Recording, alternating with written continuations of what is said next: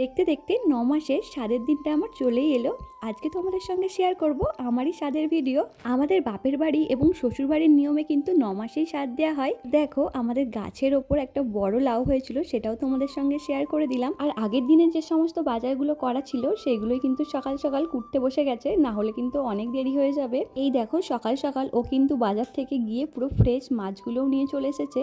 আমি প্রথমে ভাবছিলাম এই মাছগুলো কম পড়ে যাবে, কিন্তু মাছগুলো বেশ অনেকটাই বড় ছিল আর এতেই হয়ে যাবে বলছিল সবাই। আমার স্বাদের জন্য মোটামুটি 60 জনের আইটেম ছিল। আর দেখো এখানে কিন্তু রান্নাও বসিয়ে দিয়েছে। আর আমার একটা দিদি, সে কিন্তু এখানে মাছও বাছতে শুরু করে দিয়েছে। আসলে সবাই মিলে কাজগুলো করে নিলে সব কাজ কিন্তু খুব সহজেই হয়ে যায়। দেখতে দেখতে দিদি কিন্তু এখানে সব মাছগুলোই কেটে রেডি করে নিয়েছে। এবার এগুলোকে ভালো করে ধুয়ে নিলেই হয়ে যাবে। আজকে যেহেতু বাড়িতে বেশ অনেক সবাই আসবে, তাই এখানে কিন্তু আমার বর সকাল সকালই বিছানার চাদরটা চেঞ্জ করে নিচ্ছে। আজকে বাড়িতে বেশ সকাল থেকেই কাজের প্রেশার ছিল, কিন্তু আমাদের এইদিকে একটা জিনিস খুব ভালো, সবাই কিন্তু হাতে হাতেই সব কাজগুলো করে নেয়। আর দেখো আমার লাগানো সেই স্ট্রবেরি গাছের স্ট্রবেরিটাও আস্তে আস্তে পাকতে শুরু করেছে। তো চলো আজকের ভিডিওটা এখানেই শেষ করি।